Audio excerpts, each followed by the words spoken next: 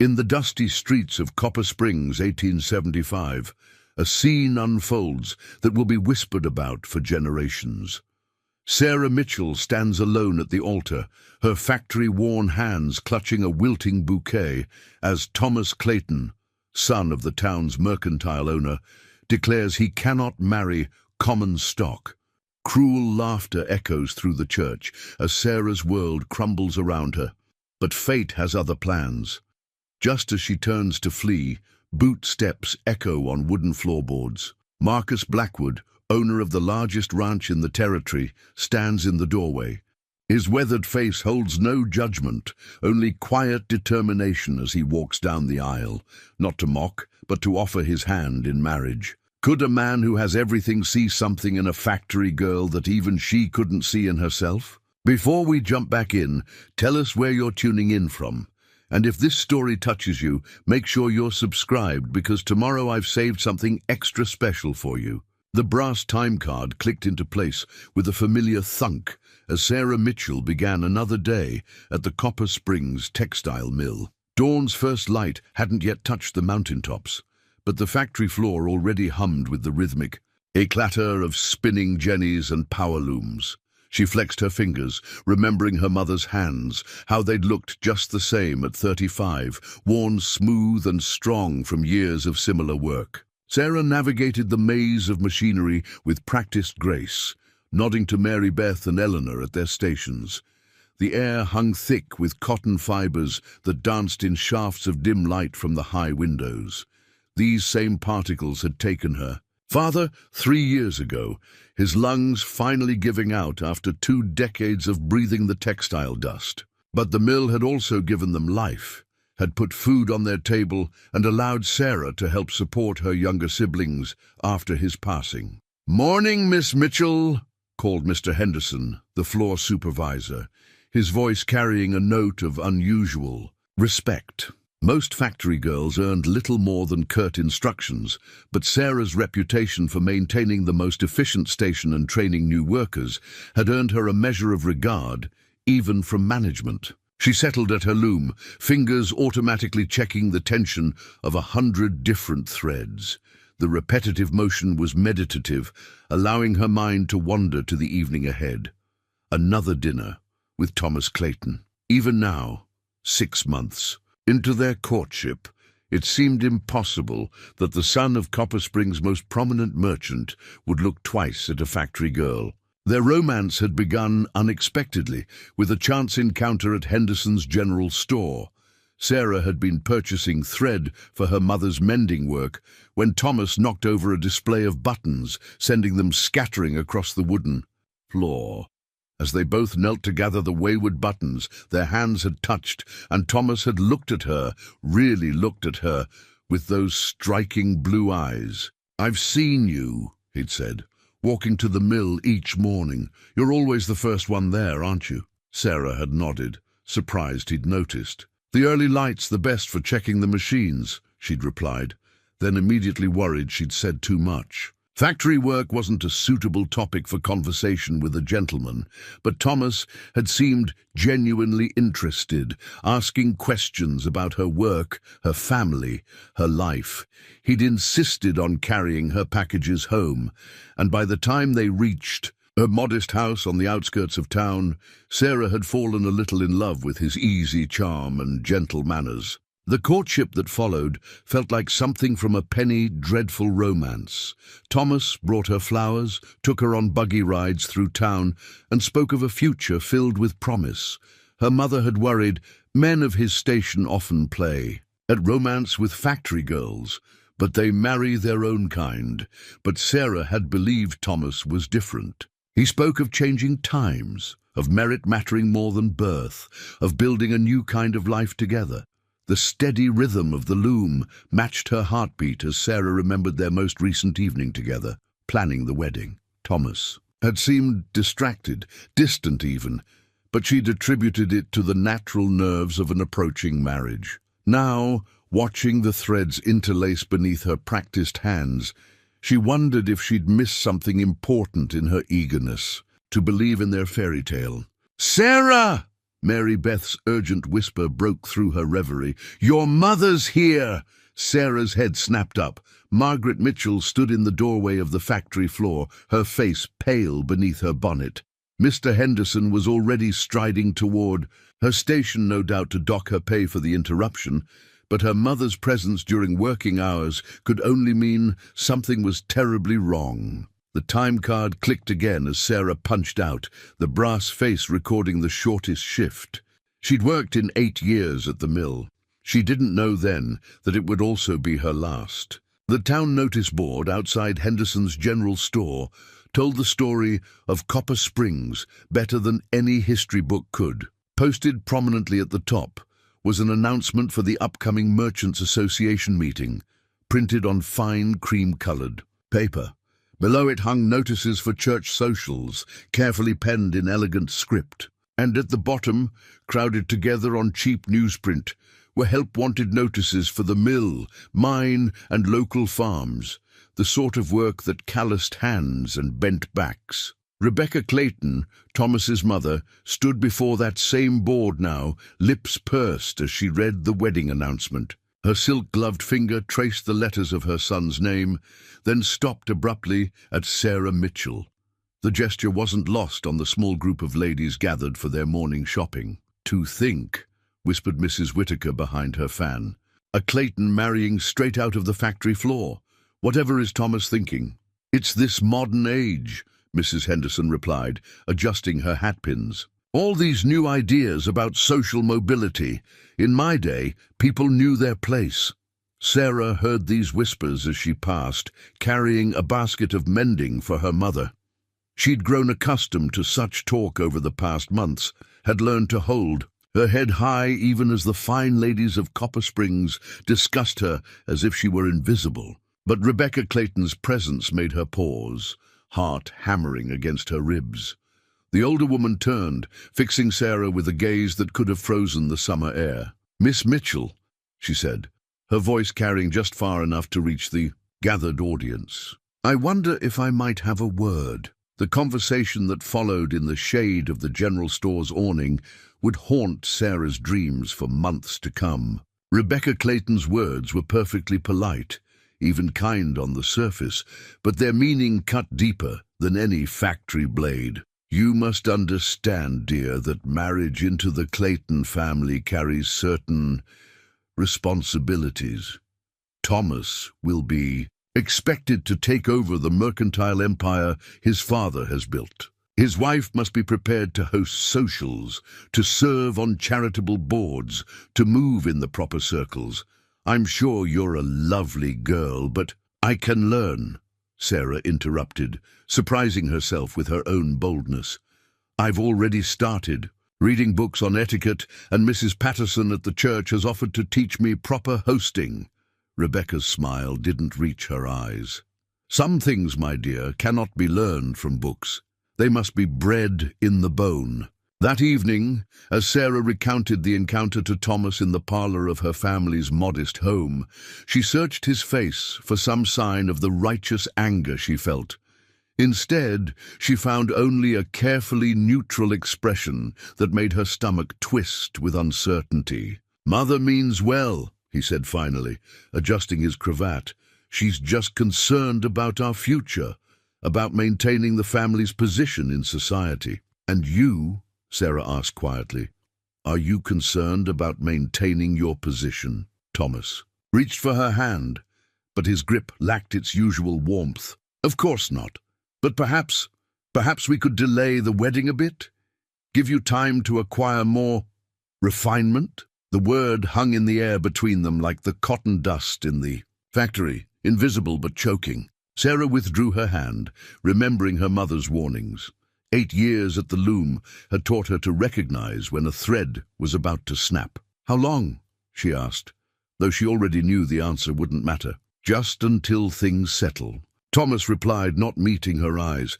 "Until Mother comes around, until we can be sure this is right for everyone." Through the parlor window, Sarah could see the last light of day painting the mountains gold. She thought of the notice board, of hierarchies written in paper quality and ink, of Rebecca Clayton's silk gloves and cutting words. She thought of her own hands, strong and capable, and wondered why they weren't enough. "Nothing will ever settle," she said softly, "because nothing is unsettled except your own heart, Thomas."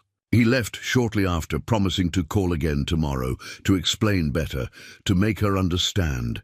Sarah watched him go from the front porch, the same porch where he had first kissed her beneath a spring moon. As his figure disappeared down the dusty street, she didn't know whether to laugh or cry at her own foolishness in believing that love could bridge the divide between their worlds. The next time she saw Thomas Clayton, it would be at the altar, and he would have an entirely different kind of truth to share. The torn wedding invitation lay on Sarah's dressing table, its gilt edges catching the morning light. The elegant script promised the honor of your presence, though honor seemed a fragile thing now, as Sarah stood before her mirror in her mother's altered wedding dress. The fabric, yellowed with age but lovingly pressed, whispered against the wooden floorboards as she turned. "You look beautiful," Margaret Mitchell said, pinning the last of the borrowed orange blossoms into her daughter's hair.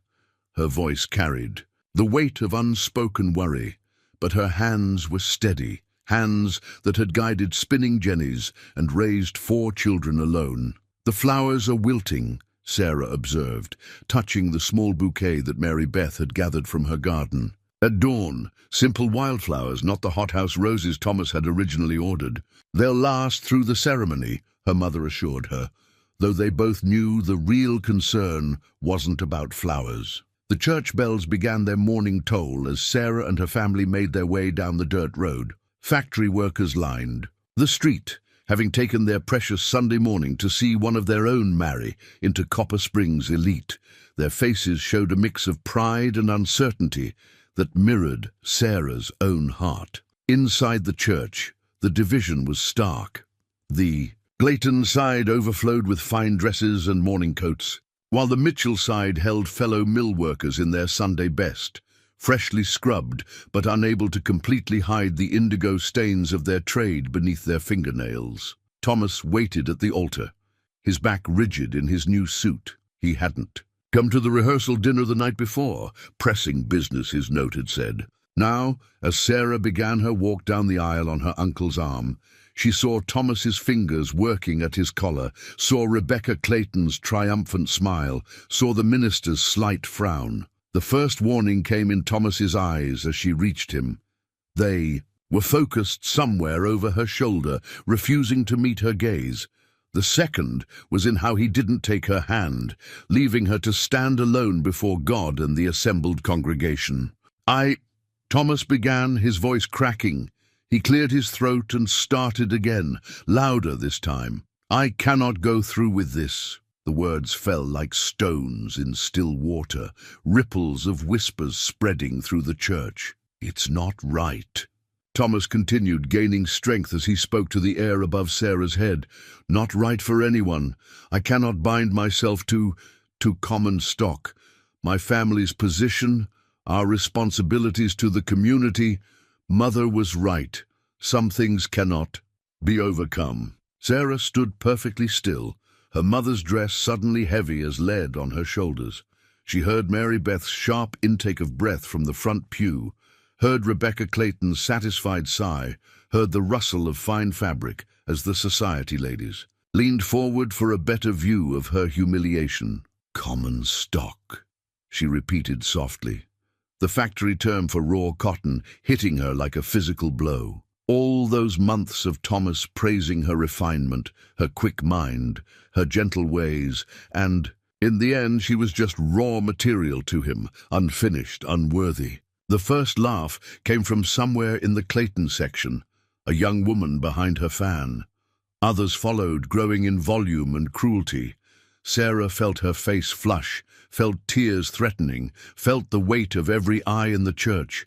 She turned to flee, her mother's careful pinning coming loose, orange blossoms scattering like her dreams across the church floor.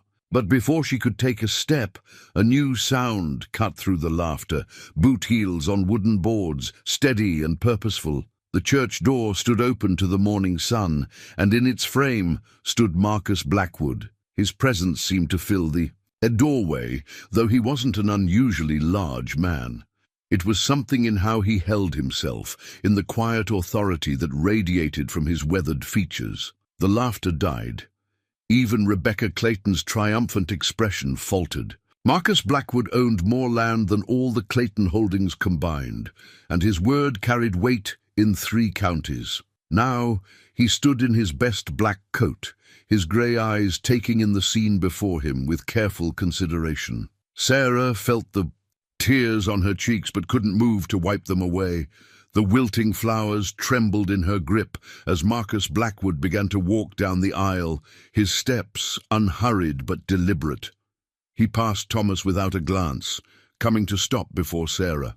For the first time that morning, someone looked directly into her eyes. Marcus Blackwood's silver pocket watch caught the light filtering through the church's stained glass windows as he drew it from his vest. The timepiece was well worn but immaculately maintained, much like the man himself. He studied its face for a moment before returning it to his pocket, as if confirming he had all the time in the world for what he was about to do. "Miss Mitchell," he said, his voice carrying easily through the hushed church without being raised, "I believe I owe you an apology." Sarah blinked, confusion momentarily overtaking her humiliation. "Sir, I've watched you walk to the mill every morning for the past 3 years, Marcus continued, his tone conversational, as if they weren't. Standing before a congregation hungry for scandal. Always first to arrive, last to leave. I've seen you help younger girls learn the looms, share your lunch with those who had none, tend to injured workers before the doctor could arrive. He turned slightly, including the whole church in his next words. I've watched you manage your family's accounts at Henderson's store, bargaining fairly but shrewdly. I've observed how you've helped your mother keep 3 younger siblings in school since your father's passing. Rebecca Clayton's face had turned an interesting shade of purple, but Marcus wasn't finished. In all that time, I never once introduced myself or expressed my admiration for your character. That, Miss Mitchell, is what I'm apologizing for. Sarah stood transfixed, her wilting bouquet forgotten in her hands. Marcus Blackwood had noticed her, had seen and understood her daily life when even Thomas, who claimed to love her, had never truly comprehended it. The worth of a person, Marcus continued, his grey eyes steady on hers, isn't found in their birth or bank account, but in their actions, in their heart, in how they treat others when they think no one of consequence is watching. He reached into his coat and withdrew. A small leather pouch. The sound of it hitting the floor made everyone jump, the distinct ring of coins spilling across wooden boards. "There's your dowry money, Clayton," Marcus said, still not looking at Thomas. "I believe that settles any financial obligations between your families." Then, with deliberate care, Marcus Blackwood went down on one knee before Sarah. A collective gasp rippled through the church. Here was the largest landowner in 3 counties, kneeling before a factory girl.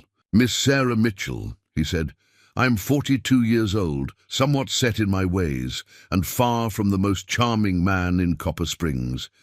But I know quality when I see it, whether in horseflesh, land, or people. Would you do me the honor of becoming my wife?" Sarah's mind whirled. This couldn't be real. Yet the steadiness in Marcus's eyes, the quiet dignity of his bearing, grounded her in the moment's truth. "Why?" she managed to whisper. "Because I've watched you show more grace, wisdom, and strength of character in the past hour than most people manage in a lifetime," he replied. "Because I believe you would make not just a good wife, but an excellent partner in running the ranch. Because I've spent 3 years admiring you from afar, and I'm tired of waiting for a proper introduction." A laugh bubbled up in Sarah's throat.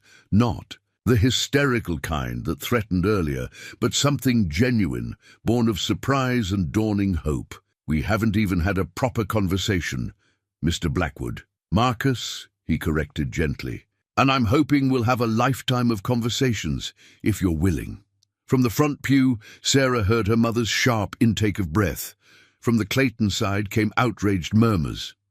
But for the first time that morning, Sarah felt steady, on her feet. "You understand, I know nothing about ranching," she said. You understand I know nothing about factory work, he countered.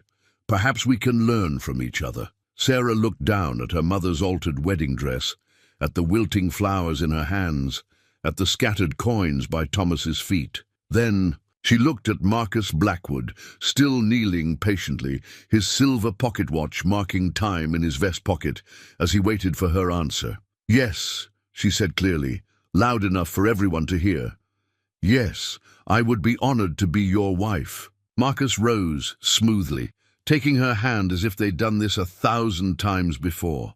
His palm was warm and calloused, working hands like her own. Without a word, he turned her toward the minister, who had been watching the proceedings with increasingly raised eyebrows. Reverend, Marcus said calmly, I believe you still have a wedding to perform.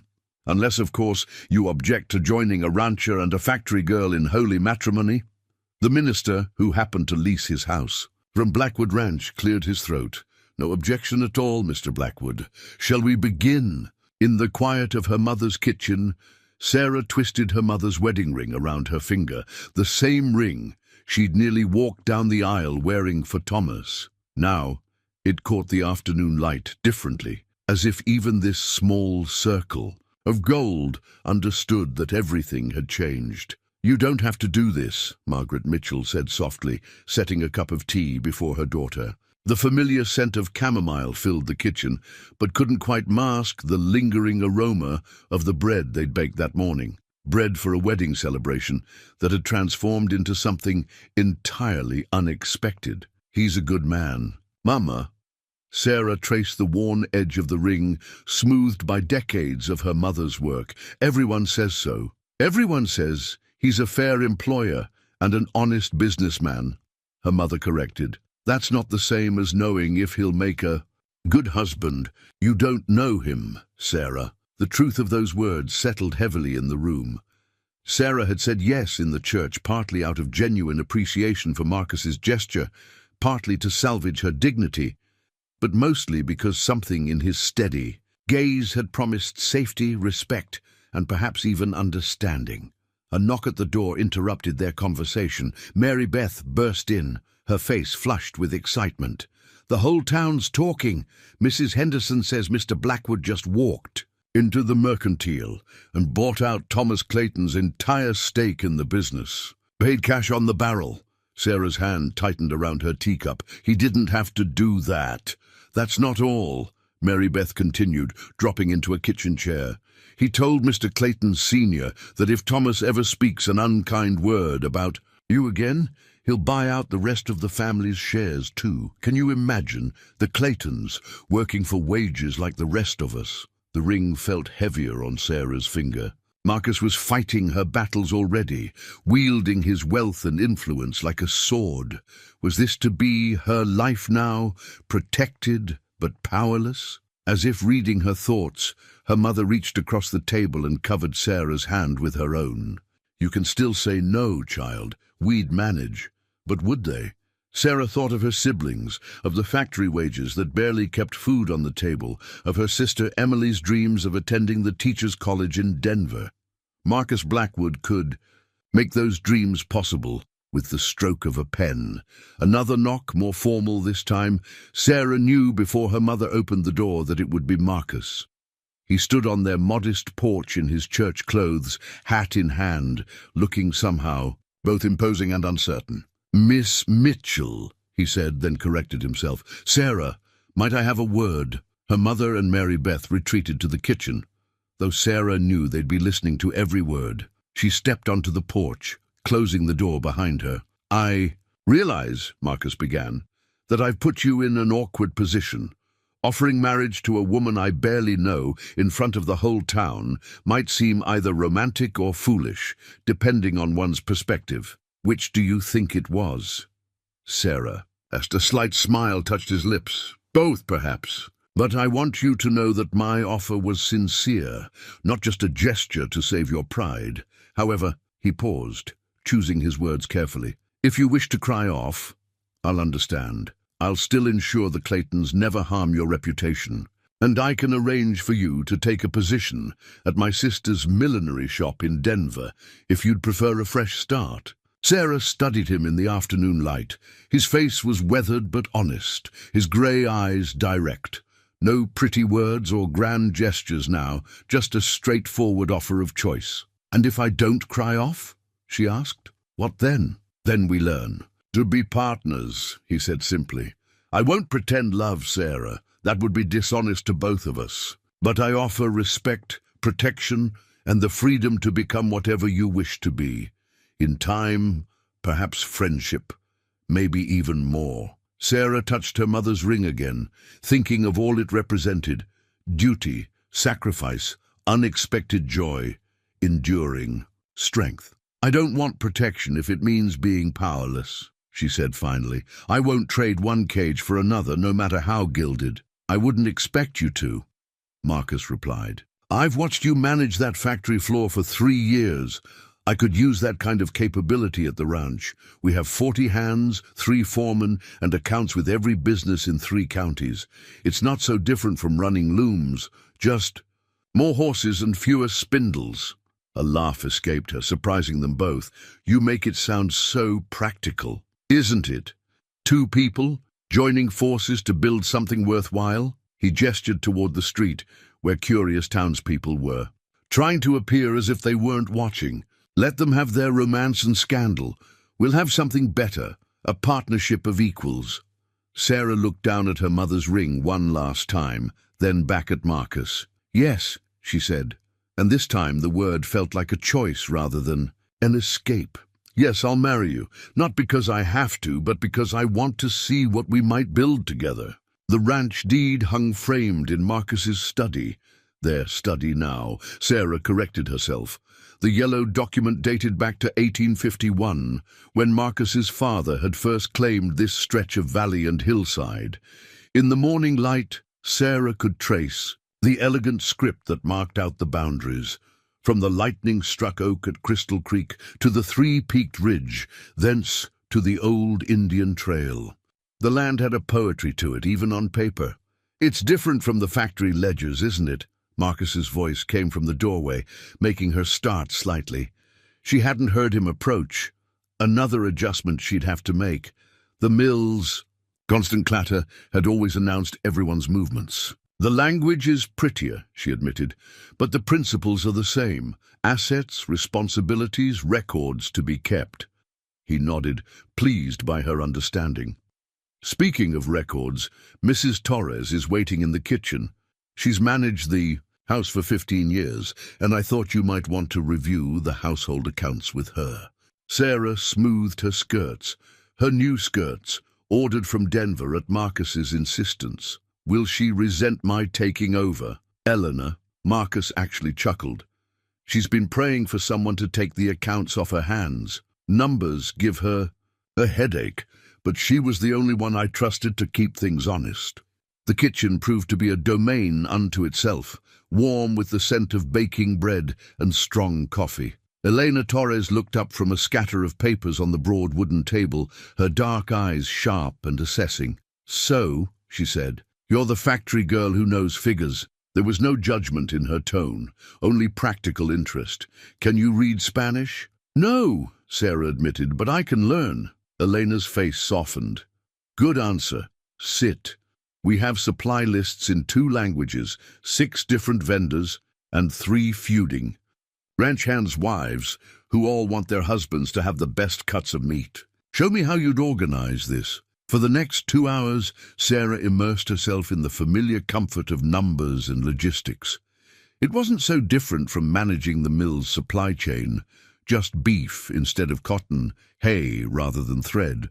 Elena watched her work, occasionally offering context about which hands had large families to feed, which vendors could be trusted to deliver on time. "You'll do," she announced finally, gathering her shawl. "The house is yours, Senora. Just don't change my kitchen without consulting me first." Sarah smiled, recognizing the olive branch. "I wouldn't dare, though I might ask you to teach me your bread recipe." "That," Elena said with dignity, "will take years, but we can start tomorrow." The rest of the day passed in a whirl of introductions and discoveries. The foreman, John Cooper, showed her the main barn with its organized chaos of tack and tools. Young Tommy, the stable boy, demonstrated how each horse liked to be approached. Sarah filled pages in a small notebook, determined to learn every name, every process, every detail that might help her become more than just the boss's new wife. As sunset painted the mountains gold, she found herself on the wide porch, watching the hands return from the day's work. Marcus approached quietly, offering her a cup of tea. "Overwhelming?" he asked. "Different," she replied, "but not in a bad way. The rhythm here, it's slower than the mill, but just as purposeful."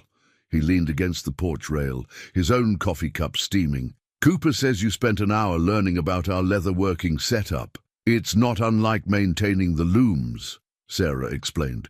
"Different materials, but the same principles of repair and care, though I admit I never had to worry about the cotton trying to kick me." That earned her another chuckle. "You'll learn. You're already handling Elena better than I did my first year running the place."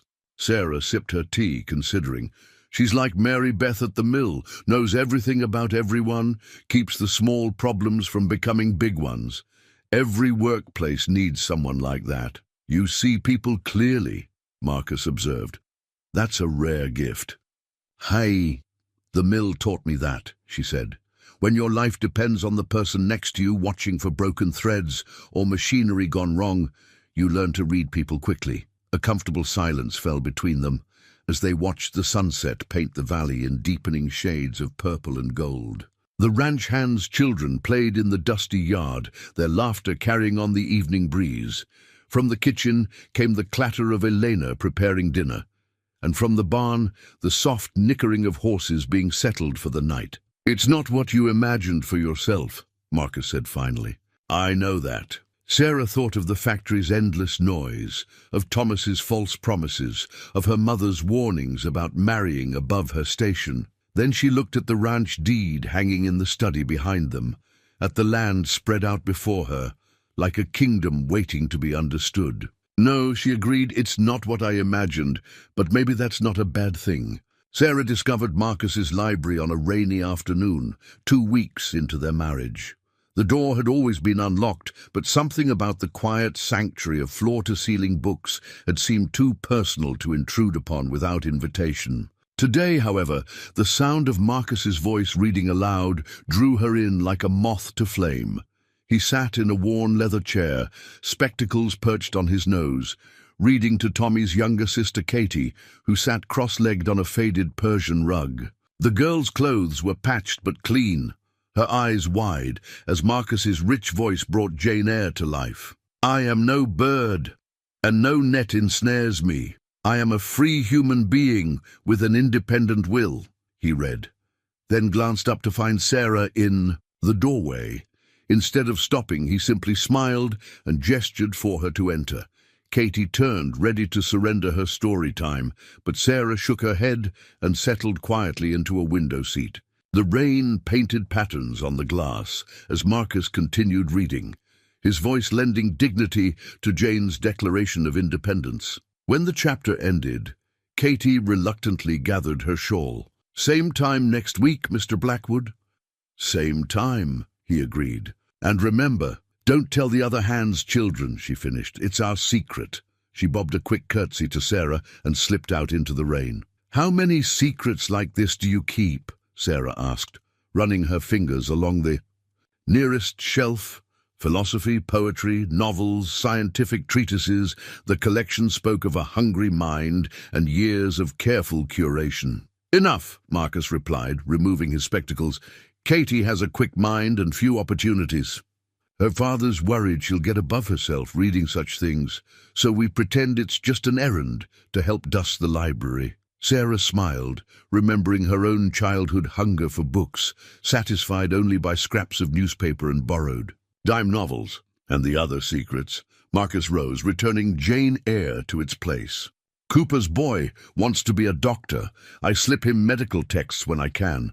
Elena's grandson is teaching me Spanish in exchange for mathematics lessons. The widow Carson's daughters come for piano practice when their mother's at church." "You're running a secret school," Sarah realized, wonder and amusement coloring her voice. Knowledge shouldn't be locked away behind wealth or status, he said simply. Then with a hint of uncertainty, does it bother you? Bother me?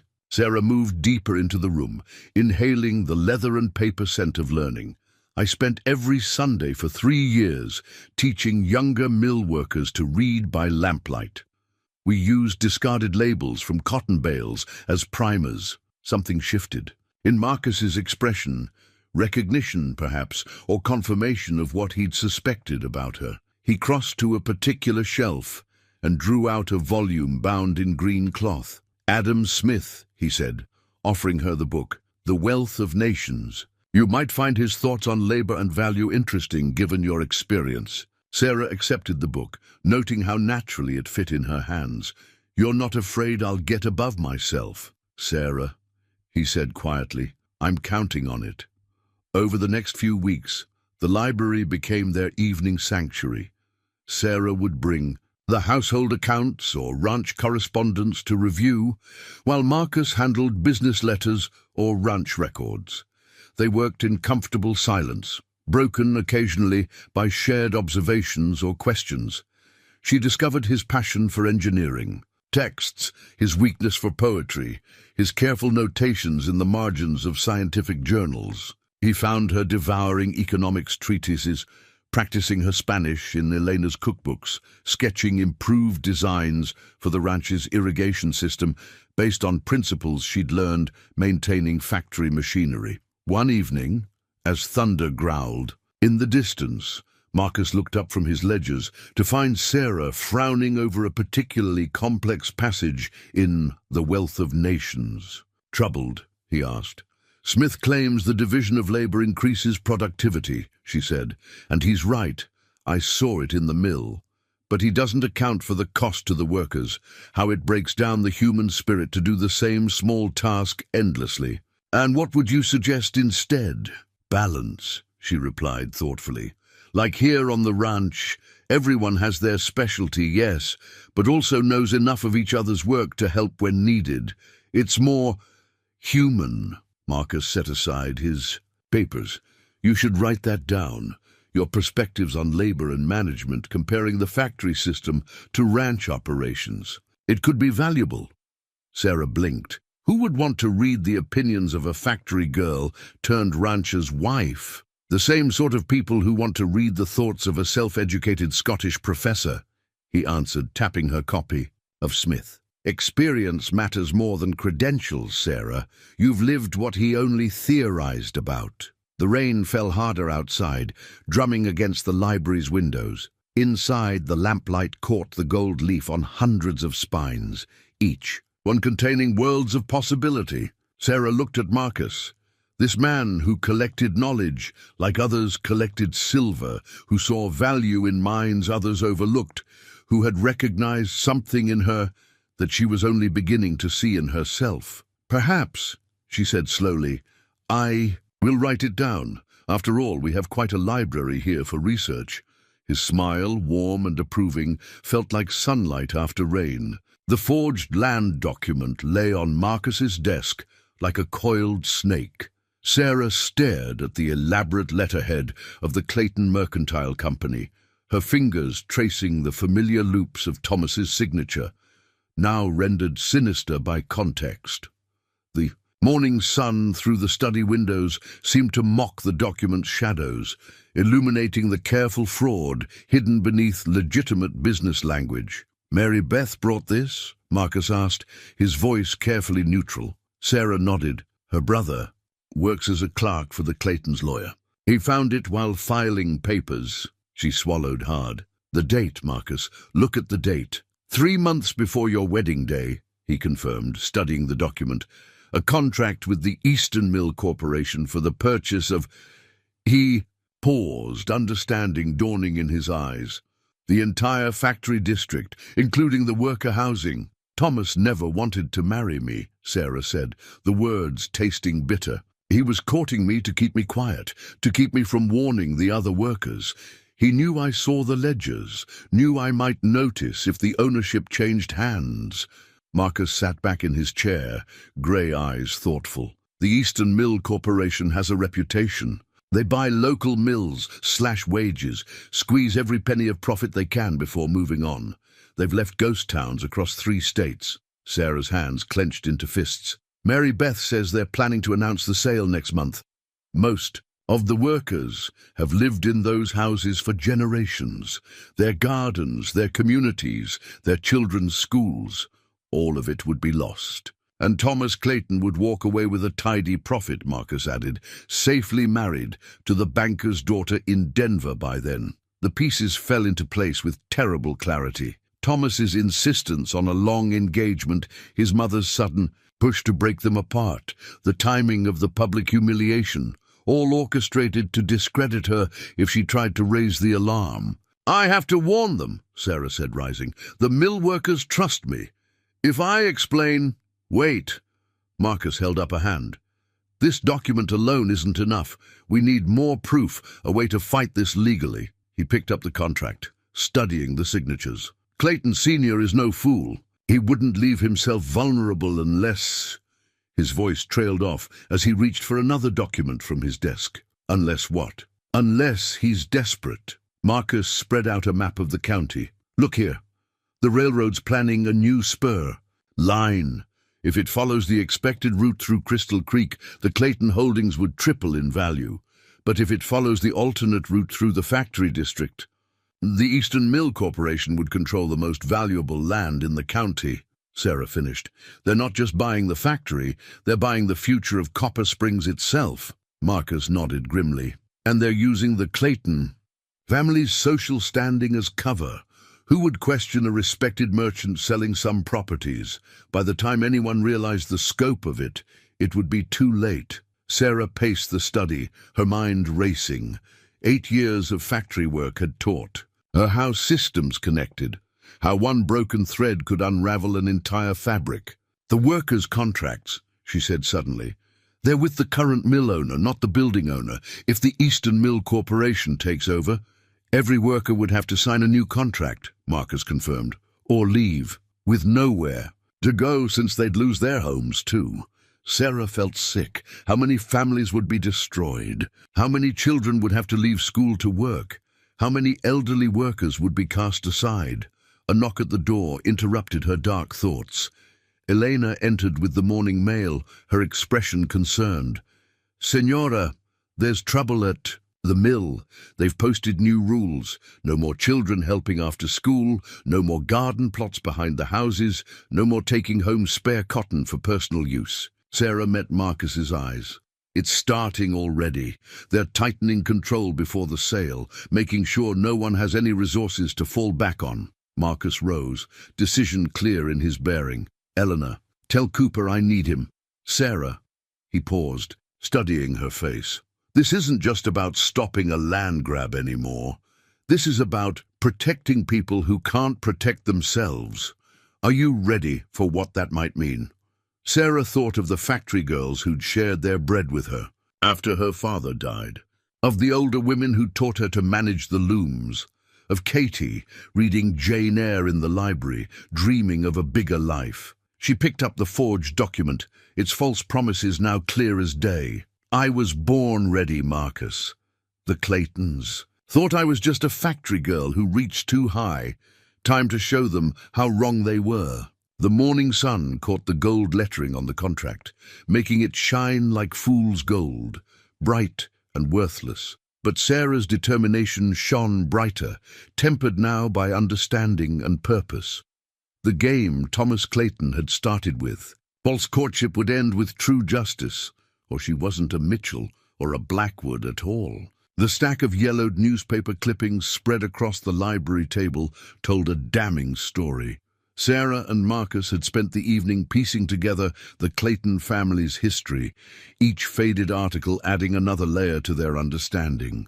The oldest, dating back 15 years, detailed similar land deals in other towns, always following the same pattern. "Mountain View, 1860, Sarah read aloud. "Local merchant Jonathan Clayton assists in modernization effort. Then 3 months later, Milltown residents displaced as new owners restructure operations." She pushed the clipping aside, reaching for another. Silver Creek, 1865. Pine Valley, 1868. Each time the Claytons acted as the respectable front for Eastern Mill Corporation's takeover. And each time, Marcus added, they moved on before the consequences became clear. He held up a daguerreotype from an illustrated newspaper showing abandoned worker housing in Mountain View. These aren't business deals gone wrong. This is in their business model. A knock at the library door interrupted their research. Elena entered carrying a tray of coffee and looking troubled. "Senora, there's talk in town. The Clayton boy has returned from Denver." Sarah's hands stilled on the newspapers. "Thomas is back. See, and with company. Men in fine suits, speaking about progress and modernization." Elena's dark eyes held warning. "They're calling a town meeting for tomorrow." Marcus rose, his expression grim. "They're moving faster than we expected. The railroad survey must have spooked them." "We're not ready," Sarah said, frustration coloring her voice. "We need more proof, more time to organize the workers." Time just ran out. Marcus began gathering the most damning articles. "Elena, spread the word to the ranch hands' families. Anyone with relatives at the mill needs to get them to that meeting." After Elena left, Sarah stood at the window, watching rain gather over the mountains. "They'll try to discredit me again," she said quietly. "Paint me as a jilted woman spreading lies out of spite. Let them try." Marcus's voice held steel. "You're not alone this time." The town hall the next evening was packed to the rafters. Mill workers and their families crowded the back and sides, while Copper Springs merchants and leading citizens occupied the front rows. Thomas Clayton stood at the podium, looking prosperous in a new suit from Denver. Behind him sat 3 men. Sarah didn't recognize representatives from Eastern Mill, she assumed. "Friends and neighbors," Thomas began, his practiced charm filling the room. "We're here tonight to discuss an exciting opportunity for Copper Springs. Progress is coming to our little town, and progress for whom?" The question came from Sarah, who had risen from her seat beside Marcus. The room fell silent, all eyes turning to her. Thomas's practiced smile faltered for just a moment. "Mrs. Blackwood," he said, emphasizing her married name like a weapon. "This is hardly the time for personal grievances." "This isn't personal, Mr. Clayton," Sarah replied, her factory-trained voice carrying to every corner. "This is about business, specifically your family's business of helping Eastern Mill Corporation destroy communities for profit." Murmurs rippled through the crowd. Thomas's face darkened. These are serious accusations from someone who, until recently, was merely a factory worker. "Yes, I was a factory worker," Sarah agreed, moving to the center aisle. "I'm proud of it, which is why I recognize this pattern." She pulled out the newspaper clippings, holding them up. "Mountain View, Silver Creek, Pine Valley. The Clayton family has played this game before." One of the Eastern Mill representatives stood, his voice smooth as oil. "Mrs. Blackwood appears to be confusing normal business transactions with some sort of conspiracy. I assure you, our company's only interest is in modernizing outdated facilities, like you modernized Mountain View's facilities." Marcus's quiet voice cut through the man's practiced speech. He stood, unfolding the illustrated newspaper. "Would anyone like to see what modernization looked like there?" The image of abandoned houses and broken windows passed through the crowd. Sarah heard Mary Beth's sharp intake of breath, saw the color drain from Mrs. Henderson's face as she recognized her cousin's home in the photograph. "The Clayton family has been selling out communities to Eastern Mill for 15 years. Sarah continued. "They come in promising progress, buy up the land for a fraction of its worth, then step aside while Eastern Mill drives out the workers who built these towns." Thomas's charm had vanished entirely now. "You can't prove any of this." "Actually," Marcus said, "we can." He nodded to Cooper, who had slipped in through the side door. The foreman now carried a leather portfolio.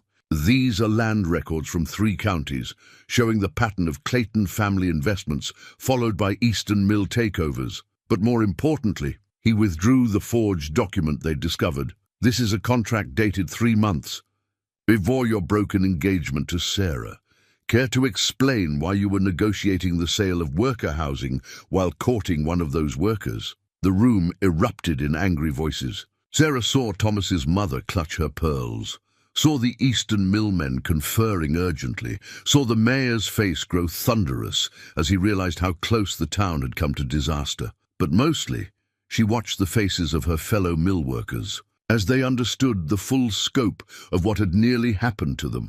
The betrayal, the calculation, the cold-hearted destruction of their community, all planned out in boardrooms and fancy Denver offices, with no thought for the lives they would destroy. Thomas Clayton's carefully constructed world was unraveling, one newspaper clipping at a time. The factory workers' petition covered the length of the mill's breakroom table, signatures filling every available space. Some were written in careful practice script, others in laboriously formed letters, and a few marked with simple X's. But each represented a life, a family, a stake in the future of Copper Springs. Sarah stood at the head of the table, her own signature prominent at the top, while around her gathered the people she'd worked beside for 8 years. 243 signatures, Mary Beth announced, finishing her count. That's every worker except the Clayton loyalists in management. Sarah nodded, studying the names she knew so well. Old Mrs. Patterson, who taught 3 generations of girls to run the looms. Young Jim Harper, supporting his widowed mother and 4 sisters. The Martinez family, who'd transformed the rocky soil behind their company house into a garden that helped feed half the neighborhood. It's not just about our jobs anymore, she told the assembled workers. The Claytons and Eastern Mill want to take everything, our homes, our community, our dignity. But we're not going to let them. They've already started, Eleanor spoke up from the back. Foreman docked my pay yesterday for taking too long at lunch, said new regulations are coming whether we like it or not. Angry murmurs filled the room. Sarah held up her hand for quiet. That's why we're organizing now. Marcus has been meeting with the other business owners in town. Once they understood that Eastern Mill would destroy local merchants as well as mill workers, many agreed to support us. But will it be enough, someone asked. Eastern Mill has lawyers, money, connections in Denver. And we have something stronger, Sarah replied. We have truth, justice, and most importantly, we have each other. She unrolled a second document, a list of demands and proposals that she and Marcus had worked on late into the night. This isn't just about stopping the sale. It's about making sure nothing like this can happen again. Mary Beth began passing out copies of the proposal. Sarah watched faces light up with understanding as they read. The plan was ambitious. Worker representation on the mill's board of directors, profit sharing for long-term employees, guaranteed housing rights, protection for the garden plots, and educational opportunities for workers' children. This is more than we ever dreamed of asking for, Mrs. Patterson said, wonder in her voice. Because we've been taught not to dream, Sarah answered, to accept whatever crumbs the Claytons and their kind choose to give us. But look around this room. Who actually makes this mill run? Who knows every machine, every process, every improvement that could make things better? We do. She moved around the table, meeting eyes she'd known since childhood. Marcus has offered to buy controlling interest in the mill, but not to own it outright. Under our proposal, workers would have the opportunity to buy shares over time. Through a cooperative agreement, we'd have a real voice in how things are run. The Claytons will fight this, Eleanor warned. They'll try to break us. Let them try. Sarah's voice held steel. Every worker who signs this petition is pledging to stand together. If they fire one of us, we all walk. If they try to evict one family, they'll have to evict us all. And Marcus has already arranged with other businesses to extend credit to workers during any work stoppage. A new energy filled the room. Not just anger or fear now, but hope. These were people who'd spent their lives being told they were replaceable, that their dreams didn't matter, that they should be grateful for whatever scraps fell from the Claytons' table. Now they were starting to see themselves differently. There's risk, Sarah acknowledged. "I won't pretend this will be easy, but I look at this petition, at all your names together, and I see something the Claytons never counted on. They thought we were just workers, just numbers in their ledgers. They forgot that we're also neighbors, friends, family. They forgot that we know how to work together, how to support each other, how to fight for what's right." Mrs. Patterson stood, her weathered face determined. "I've worked in this mill for 40 years, saw my children and grandchildren follow me here, never thought I'd see the day we'd have a real say in how things are run." She looked at Sarah with fierce pride. "You were always different, girl. Even as a child, you saw things others missed. Now you're helping us all see what's possible." One by one, others stood, a room full of people ready to fight for their future. Sarah felt the weight of their trust, their hope, their determination. She thought of Marcus's library, of all the books on economics and labor rights she'd been studying. Theory was becoming practice, ideas turning into action. "Tomorrow," she said, "we present our demands to the mill board. Tonight, spread the word. Make sure every family knows they're not alone. The Claytons thought they could divide us, use my humiliation to discredit any opposition. Instead, they gave us something stronger than fear. They gave us a reason to stand together." The petition lay before them, 243 names, promising solidarity. It wasn't just paper and ink anymore. It was a declaration of independence, a promise of change, a weapon forged from unity and hope. The coalition meeting minutes lay open on the makeshift table in the back room of Henderson's General Store, the ink still fresh from that evening's gathering. Sarah studied the diverse list of attendees: mill workers, local merchants, ranchers, even the town's schoolteacher. What had begun as a labor dispute had grown into something larger, a community fighting for its soul. "Remarkable turnout," Marcus said quietly, standing beside her. "When Henderson offered his store for the meeting, I didn't expect half the business owners in town to show up." "They're starting to understand," Sarah replied. "Eastern Mill wouldn't just destroy the factory community. They'd undermine every independent business in Copper Springs." She traced a finger down the page of signatures. "Look here, even the banker's wife attended." "Mrs. Whitaker?" Marcus raised an eyebrow. "The same woman who wouldn't look at you in church 3 months ago." Amazing how quickly social attitudes change when people's livelihoods are threatened. Sarah's tone held more amusement than bitterness, though I suspect her presence has more to do with Thomas Clayton jilting her niece in Denver to marry the railroad investor's daughter. Their conversation was interrupted by Mary Beth's arrival, her face flushed with excitement. "The printer's finished with the handbills. Cooper's men are distributing them now." She laid one on top of the meeting minutes. "Town Hall Meeting. The truth about Eastern Mill Corporation. Your community's future at stake." Sarah nodded approval. "Make sure every family gets one, especially those who couldn't attend tonight. The Claytons will try to paint this as just disgruntled workers causing trouble. We need everyone to understand what's really at stake." "Speaking of the Claytons," Marcus said, "my sources in Denver confirm they're bringing in hired muscle, professional strikebreakers disguised as new workers." A shadow crossed Sarah's face. "They'll try to provoke violence, give themselves an excuse to call in the territory marshal." "Already thought of that," Mary Beth interjected. "The women have organized a prayer circle in front of the mill every morning. Mrs. Patterson's idea said even hired thugs won't dare push past a line of grandmothers with Bibles." Sarah smiled, remembering how the older woman had stood up at the meeting, her quiet voice carrying unexpected authority. "They want to paint us as dangerous radicals." "Fine. Let's show them what radical Christian charity looks like. We'll pray for their souls while we protect our homes." The meeting minutes recorded other strategies. Merchants agreeing to extend credit to striking workers, ranchers offering temporary work to those who might be fired, the schoolteacher promising to continue lessons in private homes if the company closed the school. Each line represented another thread in the web of community support being woven around the factory workers. "Thomas is speaking at the Merchants Association tomorrow," Marcus reported, "trying to convince them that modernization is inevitable, that fighting Eastern Mill will only hurt the town's growth. And you'll be there to remind them what happened to businesses in Mountain View and Silver Creek after Eastern Mill finished.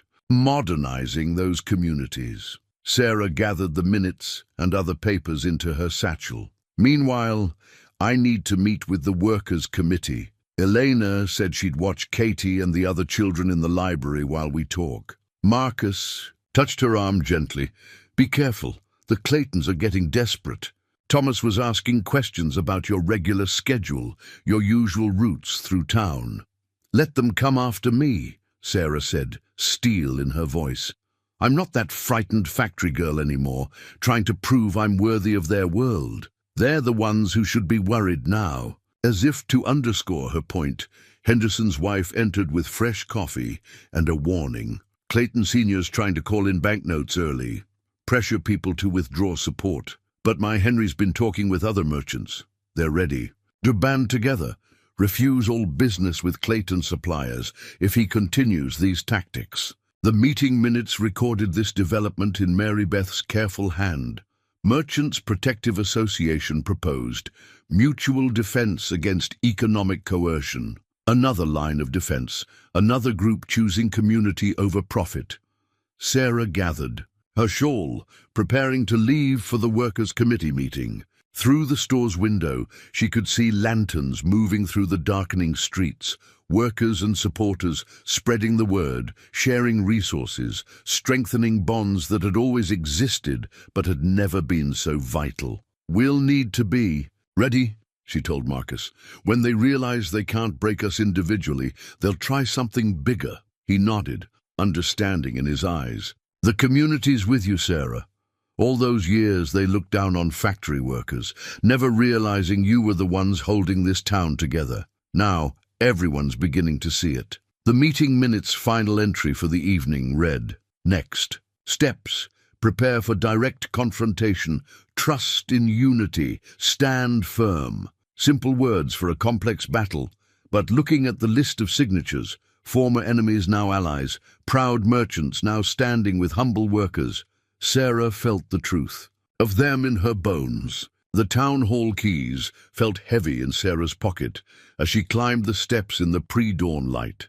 As a member of the newly formed Community Protection Committee, she had the right to open the building, but today those keys represented something more, the power to unlock change itself. Inside, the great hall stood empty, morning shadows painting stripes across the wooden floor through tall windows. In a few hours, this room would become a battlefield, though not the kind the Claytons were preparing for. Sarah moved quietly, lighting lamps, arranging chairs, placing documents on the podium. "Quite a sight, isn't it?" Marcus's voice came from the doorway. He carried a stack of legal papers under one arm. "The territorial governor's representative just arrived. He's reviewing our evidence now." Sarah nodded, touching the keys in her pocket. "And the Claytons? Thomas and his father are meeting with the Eastern Mill lawyers at the hotel. They've brought in 30 men. New workers, they're calling them, though Cooper says they're carrying more weapons than tool bags." "Let them," Sarah said calmly. "They're expecting a riot, fists and fury. We're giving them something else entirely." As if summoned by her words, Mary Beth slipped in through the side door, followed by a stream of women. They carried baskets of fresh bread, pots of coffee, plates of cookies. Without a word, they began setting up a hospitality table at the back of the hall. "Mrs. Patterson's idea," Mary Beth explained, arranging cups and saucers, "said if we're going to take the moral high ground, we might as well serve refreshments from up there." More people began arriving, merchants in their good suits, ranchers still dusty from morning chores, mill workers with heads held high despite their patched clothing. The hospitality table created a strange sort of democracy. Fine ladies and factory girls pouring coffee for each other, sharing bread and conversation. At precisely 9 o'clock, the Clayton contingent arrived. Thomas led the way, his face masked with practiced charm, though he faltered slightly at the sight of the peaceful gathering. Behind him came his father, the Eastern Mill representatives, and their hired muscle, trying to look inconspicuous in ill-fitting work clothes. "What's all this?" Clayton Sr. demanded, gesturing at the hospitality table. "This is Copper Springs," Sarah answered, stepping forward. "The real Copper Springs, not the one you're trying to sell to Eastern Mill. Would you care for some coffee, Mr. Clayton? Mrs. Patterson baked the bread fresh this morning in the house your company's trying to take from her." Before he could respond, the territorial governor's representative entered, accompanied by the mayor and town council. Sarah caught Marcus's slight nod. The morning's private meeting had gone as planned. "Ladies and gentlemen," the mayor began, his voice carrying authority earned through 30 years of service. "We're here to address serious allegations regarding the proposed sale of mill properties and its impact on our community." Thomas stepped forward, smooth as silk. "With respect, Mayor, this is a private business matter between the Clayton Mercantile Company and Eastern Mill Corporation. The town has no standing to interfere in a legitimate transaction." "No standing?" Sarah moved to the podium, removing the town hall keys from her pocket and placing them deliberately beside the territorial law books Marcus had brought. "Tell me, Mr. Clayton, when you were courting me, planning to sell my home out from under me, did you explain to Eastern Mill how many of their private business matters violated territorial law?" She opened the first law book to a marked page. Section 23, Paragraph 4. "No company may terminate established residential leases without providing equivalent housing or fair compensation." The worker housing you're trying to sell? Those leases are ironclad, signed by your father himself. Clayton Sr.'s face darkened. "Now see here, I'm not finished." Sarah's factory-trained voice cut through his bluster. Section 47, conspiracy to defraud through false courtship or marriage promises. Yes, that's actually a law. And we have documented evidence of your son's involvement in exactly such a conspiracy. The territorial representative cleared his throat. "Having reviewed the evidence this morning, I can confirm that multiple violations of territorial law appear to have occurred. Furthermore, the proposed sale would violate newly enacted workers' protection statutes." Thomas's charm cracked. "This is absurd. A bunch of factory workers and their supporters can't—" "Can't what?" Marcus asked quietly. "Can't read law books, can't organize legally, can't protect their homes and livelihoods." He moved to stand beside Sarah. "While you were in Denver picking out wedding china with the railroad investor's daughter, your former fiancé was studying territorial law in my library.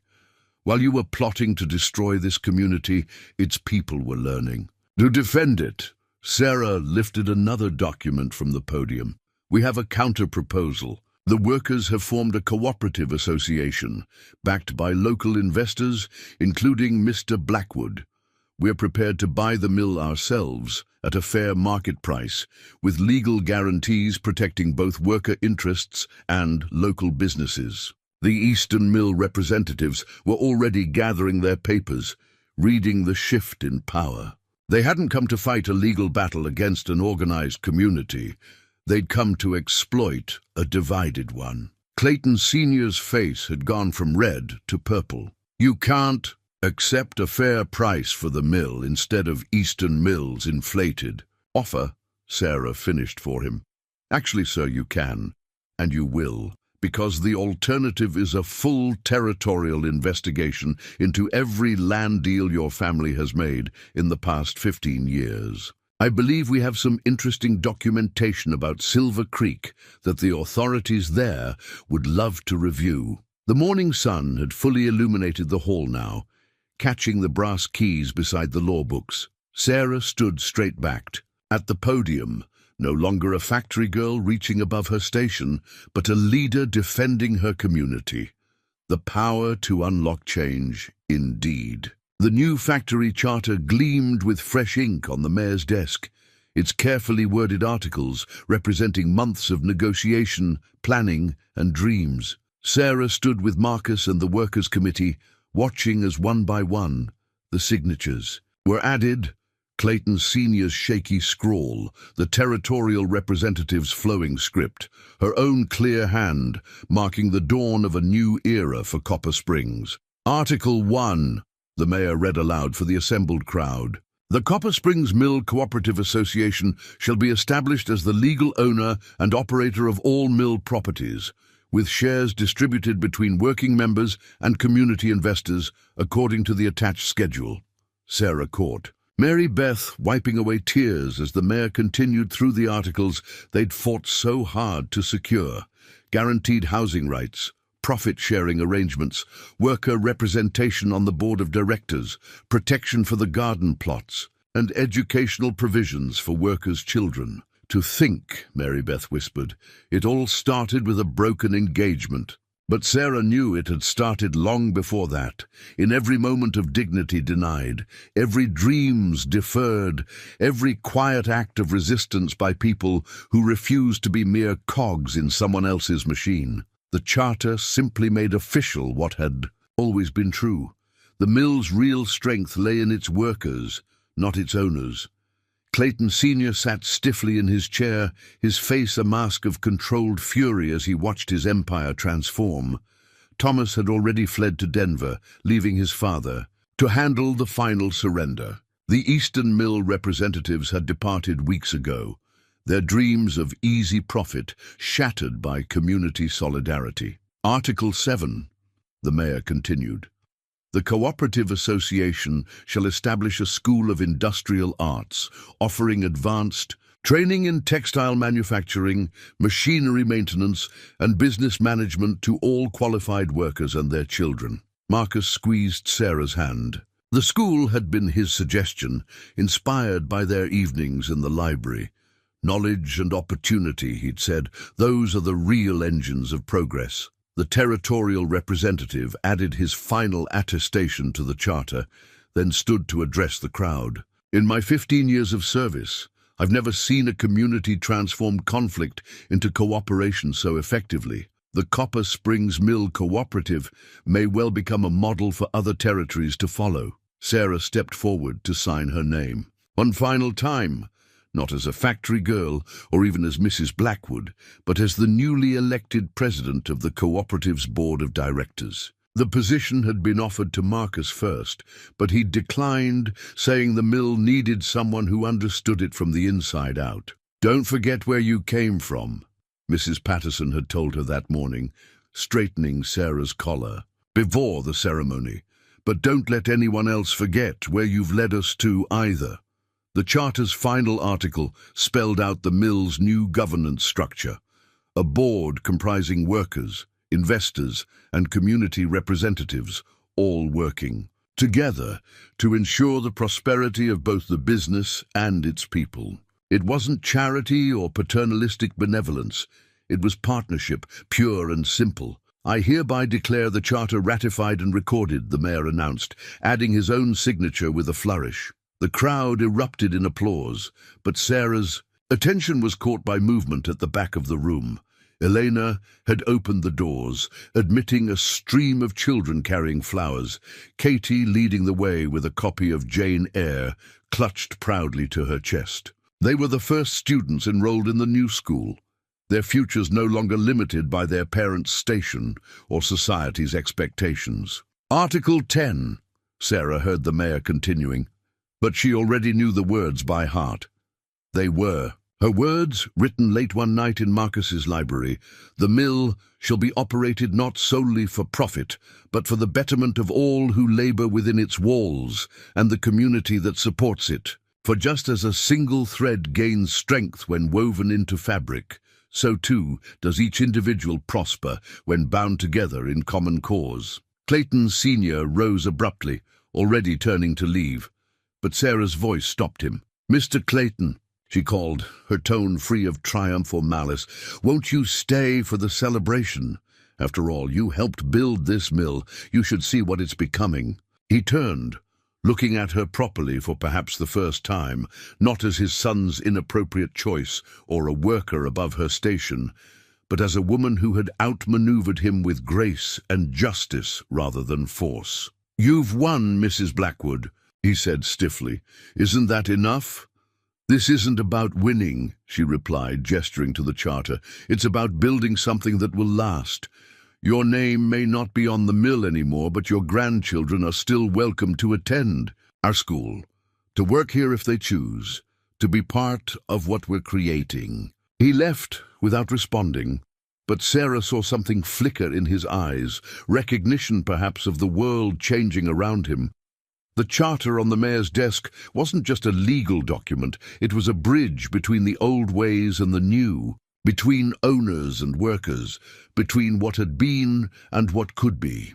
Marcus joined her at the window, watching Clayton's departing figure. "Think he'll ever understand what really happened here?" Sarah touched the charter's fresh ink, feeling the texture of possibility beneath her fingers. "Maybe not, but his grandchildren will, and that's what matters." The wedding quilt spread across Sarah and Marcus's bed told 100 stories in fabric and thread. Every mill worker had contributed a square. Mrs. Patterson's block featured intricate cotton flowers, their petals formed from scraps of the first fabric she'd ever woven. Elena's square showed a ranch house and a factory standing side by side, connected by a golden thread. Mary Beth had pieced together a books and roses pattern, commemorating the library where Sarah and Marcus's deeper understanding had begun. "It's a proper marriage of textile art and storytelling," Sarah mused, touching the square that showed 2 hands clasped, one calloused from factory work, one weathered from ranching.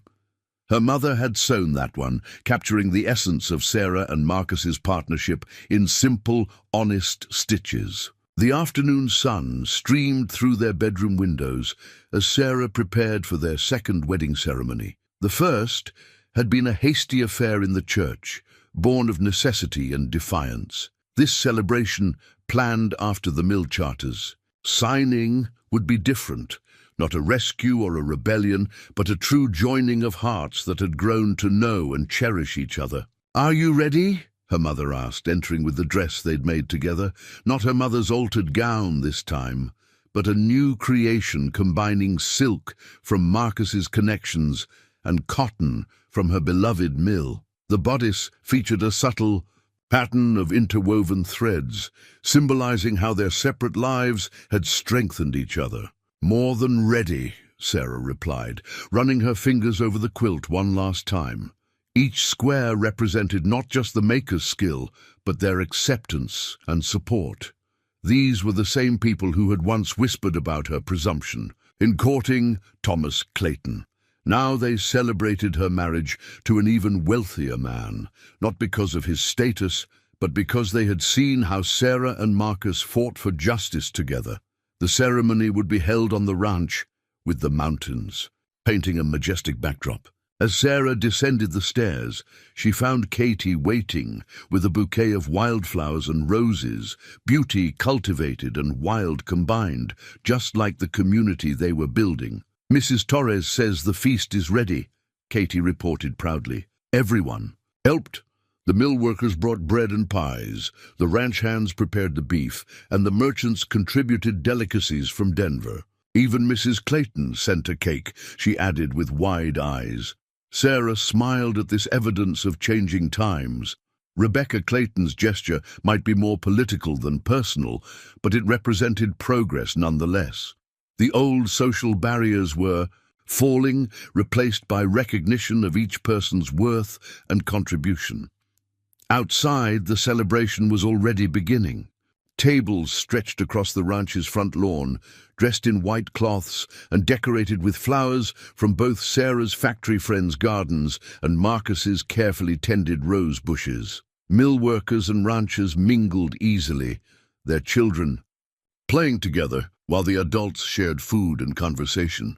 The schoolteacher chatted with Mrs. Patterson about the new industrial arts program, while Eleanor taught Mary Beth her secret empanada recipe. Marcus waited beneath an arch of roses and cotton bowls, his grey eyes warming at the sight of her. He'd traded his usual practical ranching clothes for a formal suit, but his hands were still those of a working man, strong, capable, honest. When he took her hands in his, Sarah felt the rightness of it deep in her bones. The minister's words were traditional, but the ceremony itself was anything but. Cooper stood as Marcus's best man, while Mary Beth served as Sarah's matron of honor. The wedding quilt hung behind them, its patches catching the golden afternoon light, each square a testament to the community's blessing of their union. Marriage, the minister said, is like a tapestry. Each thread must be strong in itself, yet willing to be woven together with others to create something greater. Sarah and Marcus have shown us how two people from different worlds can join forces not just for their own happiness, but for the good of all. When they exchanged rings, Sarah noticed that mill workers and ranchers alike dabbed at their eyes. Their love story had become entwined with the community's own journey from division to unity, from prejudice to understanding, from inequality to partnership. The kiss they shared was sweet with triumph and promise, sealing a bond that had been forged in struggle and strengthened by shared purpose. As they turned to face their cheering friends and neighbors, Sarah caught sight of the quilt's central square, a simple design showing the sun rising over mountains and mill alike, illuminating a new day for all. The first rays of sunrise painted Blackwood Ranch in shades of promise, casting long shadows across the new mill buildings that had sprouted up alongside the original factory. Sarah stood on the porch of the ranch house, her morning coffee warming her hands as she watched the valley come to life. The sight of mill workers and ranch hands heading to their daily tasks together had become familiar now, but it still filled her with quiet pride. Another early morning. Marcus's voice came from behind her as he joined her on the porch, his own coffee cup steaming in the crisp air. "Old habits," she replied, leaning slightly against him. "Though I must admit, watching the sunrise from here is better than from the factory floor." The morning light caught the brass nameplate newly mounted beside the ranch house door. Sarah and Marcus Blackwood, Esther, 1875. Their home had become more than just a residence. It was the heart of their joint ventures, where ranch business and mill operations were discussed with equal importance over dinner, where workers from both enterprises felt welcome to bring their concerns or ideas. "Cooper says the new breeding program is showing promise," Marcus reported, gesturing toward the corrals where specially selected horses grazed. "And Mary Beth tells me the experimental cotton blend is exceeding expectations." Sarah nodded, pride warming her voice. The textile school students helped develop that blend. Katie's class, actually. They combined their knowledge of traditional weaving with new techniques from those engineering books you imported. Their conversation was interrupted by the arrival of Milena, who carried a basket of fresh eggs and a knowing smile. "The governor's office sent another letter," she announced. "More questions about the cooperative model. And the Denver Post wants to interview Senora Sarah about the industrial school. They're calling it the Copper Springs Miracle," Marcus said, amusement touching his voice. "Though there's nothing miraculous about people working together for common good." Sarah watched as the first workers began arriving at the mill, no longer trudging with tired resignation, but walking with purpose. The new shift schedule they'd implemented meant more rest between rotations, while the profit-sharing program had given everyone a stake in the mill's success. Even from the porch, she could see the fresh paint on the workers' houses, the flourishing, and gardens, the new playground where children gathered before school. "Remember when Thomas Clayton said factory workers could never understand proper business?" she mused. "Last month's production figures proved him wrong. Again." Marcus chuckled. "I saw his father in town yesterday. He actually tipped his hat to Mary Beth, nearly caused poor Mrs. Whitaker to faint dead away." The social landscape of Copper Springs had shifted as dramatically as its economic one. The old hierarchy based on birth and wealth had given way to a new order that valued contribution and character. The merchants who had once looked down on mill workers now praised their craftsmanship and business acumen. Even Rebecca Clayton had been seen taking tea with Mrs. Patterson, discussing plans for the new community library. "The railroad's coming through next month," Sarah noted, watching the sun climb higher. "On our route, not the Claytons' alternate path, because it makes better business sense," Marcus agreed. "A thriving community with a successful mill ranch partnership offers more opportunities than a company town would have." They had proved that partnership in 100 ways over the past months. The mill's cotton waste was now used as fertilizer. For the ranch's hayfields, ranch hands helped with mill maintenance during slow seasons, while mill workers assisted with the harvest when extra hands were needed. The textile school offered classes in leatherworking alongside weaving, creating artisans skilled in both trades. Elena reappeared with fresh coffee and news from the kitchen. "Katie wants to know if she can use the library again this evening. She's teaching some of the younger children to read." Sarah smiled, remembering her own first encounter with Marcus's secret reading sessions. "Tell her yes, of course, and remind her that it's not a secret anymore. The library belongs to everyone now." The sun had fully cleared the mountains, illuminating a valley transformed by cooperation and vision. Where others had seen only profit potential, Sarah and Marcus had seen community possibility. Where the Claytons had planned to build walls, they had built bridges. "We should head in," Marcus said finally. "The board meeting's at 9, and I believe you're presenting the expansion plans." Sarah took a last look at the sunrise-painted valley, at the mill and ranch working in harmony, at the community they'd helped build, at the future stretching bright before them. "You know," she said, "Thomas Clayton did me the greatest favor of my life when he jilted me at that altar." Marcus's eyes crinkled with understanding. "Because it led you to all this. Because it taught me that sometimes life's worst moments can lead to its best changes," she replied, taking his arm. "Though I must say, your timing that day was impeccable." They shared a quiet laugh as they turned toward their home, leaving the sunrise to paint new possibilities across their shared domain. The new day promised challenge and opportunity in equal measure, but they would face it as they had faced everything since that fateful morning in the church.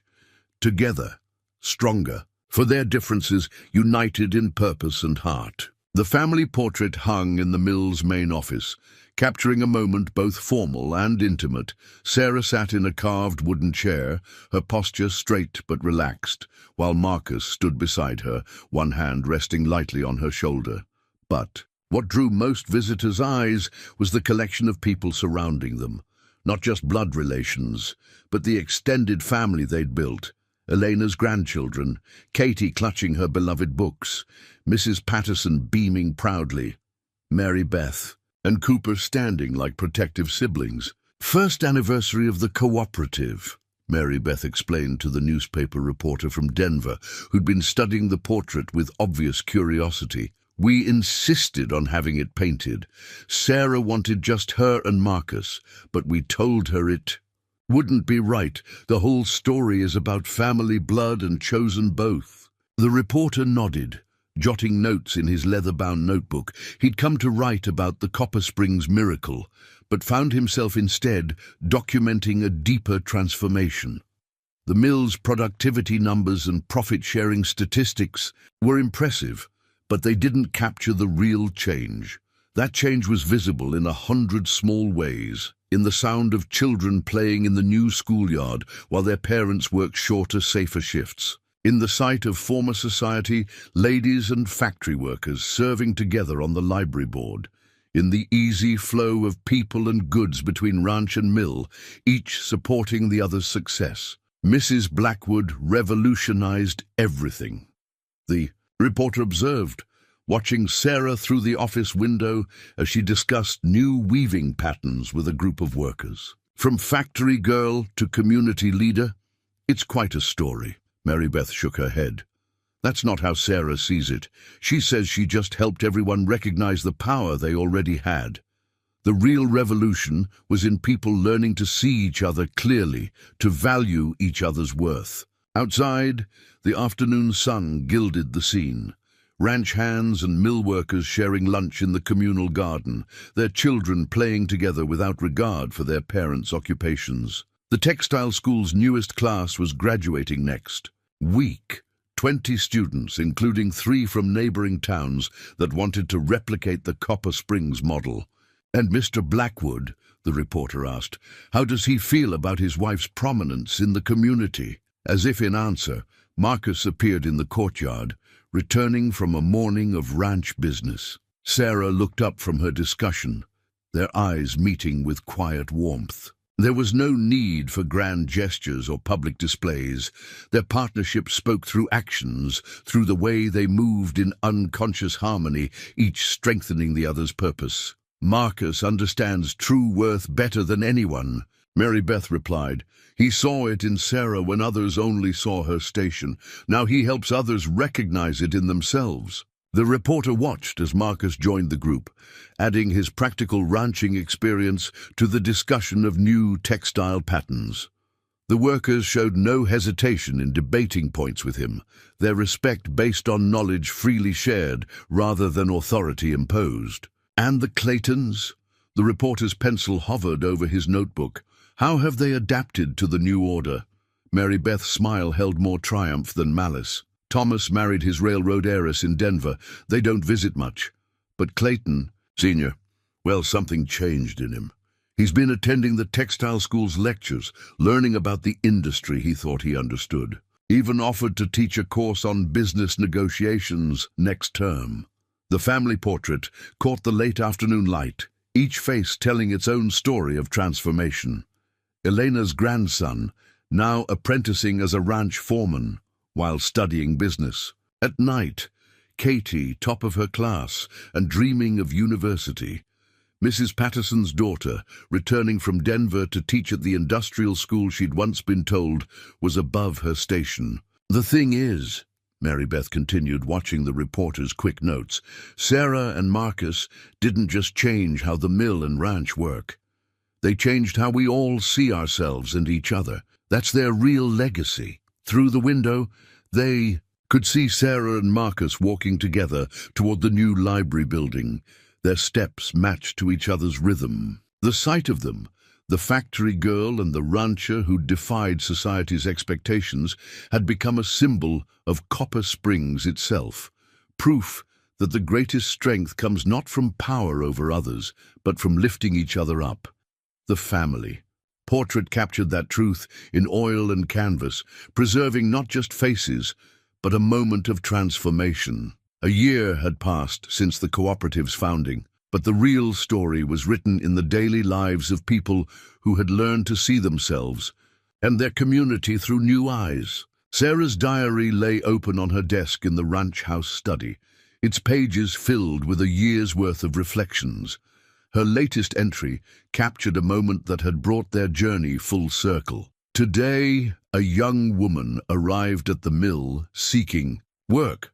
Like me, she came from a factory town back east, hoping to escape the grinding poverty and limited horizons. I saw in her eyes the same desperate determination I once carried, but unlike my arrival years ago, she found not exploitation, but opportunity. Elena's granddaughter showed her the worker housing, not cramped tenements, but dignified homes, with garden plots and fresh paint. Katie, now teaching basic arithmetic to new workers' children, offered to include the woman's young sister in her classes. By day's end, Mary Beth had already added the newcomer's name to the textile school's evening program. Looking at her, I remembered standing at that altar a year ago, thinking my world had ended. I couldn't see then that it wasn't an ending at all but a beginning, not just for me, but for an entire community. The diary's pages held other victories, large and small. The day the first profit-sharing checks were distributed, workers weeping as they held money they'd earned not just with their hands, but with their minds and hearts. The evening Clayton Sr.